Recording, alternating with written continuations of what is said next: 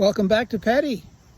And it's now the beginning of a new year. Right now, I'm standing in the middle of, obviously, Center Campus. And for me, right now, it is August 25th. You are watching this on September 4th. And the reason why I'm making this video is because, obviously, I'm not with you right now. I'm taking my son to school, and that's in Scotland, and I won't be back until tomorrow. So you have someone else teaching class today. I don't know who that is at the moment. But instead of having them teach class for you, I decided to do a short video and talk to you myself. In this video, I'm going to talk to you a little bit about physics and what you will be doing in this course. But I'll also be showing you some of the places that I'm traveling to over the next week or so. So behind me is the cathedral at St. Andrews. As I mentioned before, I'm dropping my son off here at St. Andrews. Now, St. Andrews University is a university in Scotland. It is the third oldest university in the UK after Cambridge and Oxford. It was established in 1413 due to ongoing warfare between Scotland and England. At the time, because of the warfare, the English did not accept the Scots at Cambridge and Oxford, so they needed a place to study.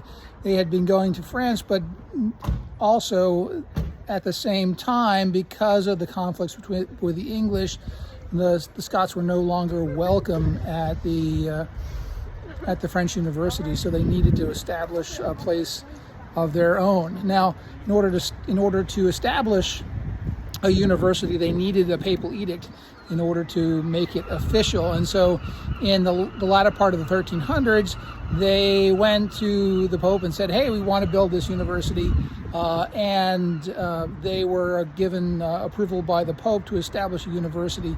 Again, it was established in 1413. It is the third oldest university in the UK and considered one of the premier institutions in the UK.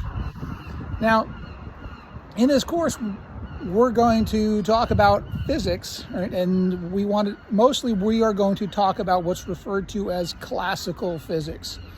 Now, classical physics, we talk about the terms of kinematics, the motion of particles, the motion of objects, describing how they move, why they move, how they accelerate, decelerate, etc. You know, if an object is at this position, at this moment in time with this velocity, where will it be at some other moment in time given a certain acceleration? We're also going to talk about what's referred to as Newton's laws, and if kinematics describes the motion of objects, Newton's laws describe how or the why they are moving, what forces are propelling those objects forward in order to create that acceleration. Later in the course, we're going to talk about terms such as energy and momentum and rotational motion and gravitation. And ultimately, what we want to do is build up a vocabulary of scientific or physics expressions that will allow us then to talk about more complex topics, such as things that are in the news at the moment. You know, topics such you might have heard of, such as dark energy and dark matter.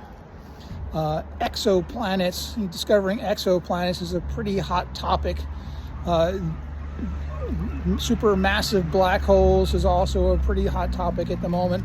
Also, understanding some of the limitations and problems that there might exist with something called the Standard Model. Now, those are all pretty weighty topics. And so what we're going to do is we're going to spend the year kind of talking about the basics so that we can ultimately have conversations, at least in some limited way, about those deeper topics. It's kind of being able to, you know, it's kind of like studying the English language, right? So that ultimately you can read Shakespeare, right? So we are starting with basic vocabulary, right, and basic sentence structure in this physics course so that we can discuss the grander ideas later in the year. Now, I am here at St. Andrews.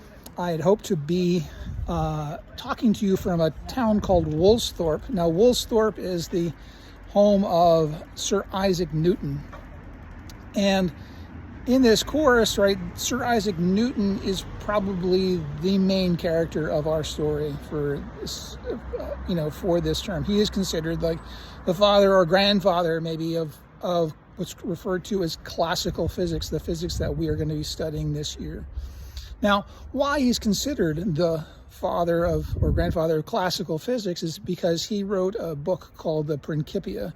And in the Principia essentially is the first physics textbook. Isaac Newton pulled together a number of ideas that were a number of ideas of physics that were pertinent at the time, and he synthesized all those ideas. He kept some of them, he threw away some of them that didn't make sense, and he also he knitted it together with ideas of his own to create our modern understanding of classical physics, to create a coherent framework for the motion of objects and how and why those objects move. During that time, he also created two other very important, he created many things, but two other really important things to us anyway, is the mathematical branch of calculus, right?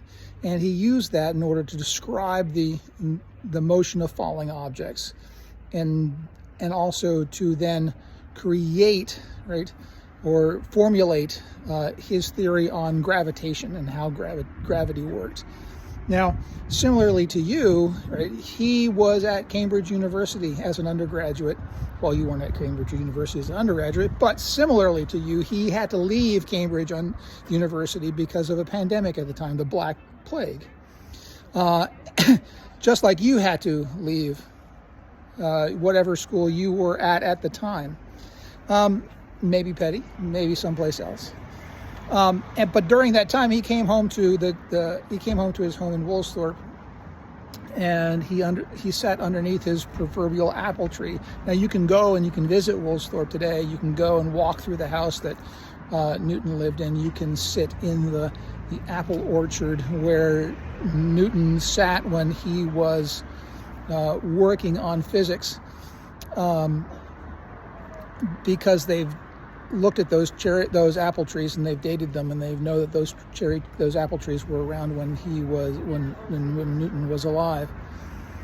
And but Newton went home during his break from Cambridge when he was 21 years old, right? And he, in his spare time, he figured out the motion of falling objects, invented calculus, created our understanding of, the understanding of physics at the time that lasted for a period of about 300 years before it was rewritten by Einstein at the early part of the 1900s.